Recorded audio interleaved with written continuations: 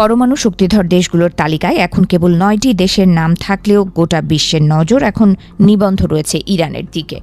উত্তর কোরিয়া কিংবা পাকিস্তানের হাতে পারমাণবিক অস্ত্র থাকা সত্ত্বেও কেন ওয়াশিংটন ইরানের পরমাণু কর্মসূচিকে ধ্বংস করতে এতটা মরিয়া, তা নিয়ে আন্তর্জাতিক মহলে শুরু হয়েছে তীব্র বিতর্ক।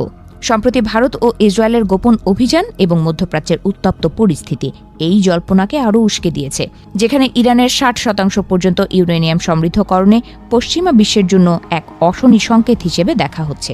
ইরানের বিরুদ্ধে যুক্তরাষ্ট্রের এই কট্টর অবস্থানের পেছনে রয়েছে মধ্যপ্রাচ্যের এক জটিল সমীকরণ।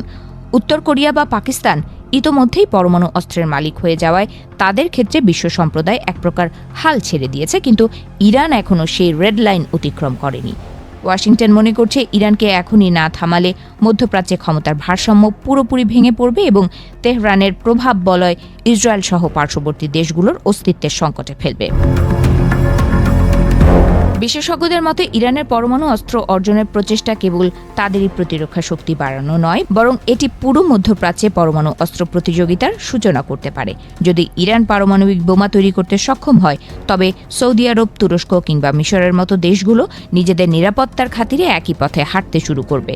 এই ডমিনো ইফেক্ট এশিয়া ও মধ্যপ্রাচ্যকে এক ভয়ঙ্কর ত্রাসের ভারসাম্যের দিকে ঠেলে দেবে, যা রুখতেই যুক্তরাষ্ট্র যুদ্ধংদেহী মনোভাব দেখাচ্ছে। এবারের সংঘাতের পেছনে কেবল কূটনৈতিক চাপ নয়, বরং সরাসরি সামরিক আঘাতের ঘটনাও সামনে এসেছে। 2025 সালের মাঝামাঝি সময়ে নাতানজ এবং ইস্পাহানের মতো গুরুত্বপূর্ণ পরমাণু স্থাপনাগুলোতে মার্কিন ও ইসরায়েলি বিমান হামলার দাবি বিশ্বজুড়ে তোলপাড় সৃষ্টি করেছে। গোয়েন্দা তথ্য অনুযায়ী ইরান এখন পাহাড়ের গভীরে এমন সব গোপন স্থাপনা তৈরি করছে যা সাধারণ মিসাইল দিয়ে ধ্বংস করা প্রায় অসম্ভব, আর এই গতি দেখেই পশ্চিমাদের কপালে দুশ্চিন্তার ভাঁজ পড়েছে। অন্যদিকে পাকিস্তানের পরমাণু কর্মসূচির ক্ষেত্রে পশ্চিমা বিশ্বের দৃষ্টিভঙ্গি ছিল সম্পূর্ণ ভিন্ন এবং রহস্যময়। যদিও ভারত ও ইসরায়েল অতীতে একাধিকবার পাকিস্তানের পরমাণু শক্তি দমনের পরিকল্পনা করেছিল, কিন্তু স্নায়ুযুদ্ধ এবং আফগান যুদ্ধের বাস্তবতায় যুক্তরাষ্ট্র সে সময় পাকিস্তানকে অন্ধ সমর্থন দিয়ে গেছে।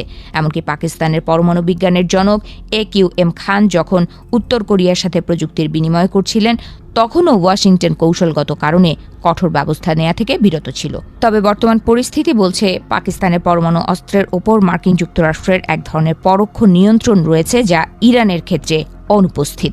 বিভিন্ন গোয়েন্দা সূত্রের দাবি অনুযায়ী পাকিস্তানের ভঙ্গুর অর্থনীতি এবং সামরিক কর্মকর্তাদের ওপর পশ্চিমাদের বিশাল প্রভাব থাকায় প্রয়োজনে পাকিস্তান সরকারকে নিয়ন্ত্রণ করা সম্ভব। বিপরীতে ইরানের নেতৃত্ব এবং তাদের আদর্শিক অবস্থান পশ্চিমাদের জন্য সম্পূর্ণ অনমনীয়, যা ইরানকে ওয়াশিংটনের কাছে উত্তর কোরিয়ার চেয়েও বড় শত্রুতে পরিণত করেছে। আমেরিকার জন্য সবচেয়ে উদ্বেগের বিষয় হয়ে দাঁড়িয়েছে ইরানের ছায়াশক্তি বা প্রক্সি গ্রুপগুলো। আমেরিকা ও ইসরায়েলের আশঙ্কা ইরান পরমাণু ছত্রছায়ার আড়ালে লেবাননের প্রতিরোধ যোদ্ধা, গাজার স্বাধীনতাকামী কিংবা ইয়েমেনের বিদ্রোহীদের মতো গোষ্ঠীগুলোকে আরও শক্তিশালী করে তুলবে।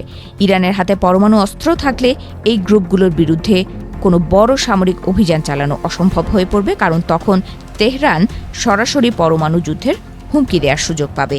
এই সামরিক সক্ষমতা ইরানের আঞ্চলিক আধিপত্যকে এক অনন্য উচ্চতায় নিয়ে যাবে।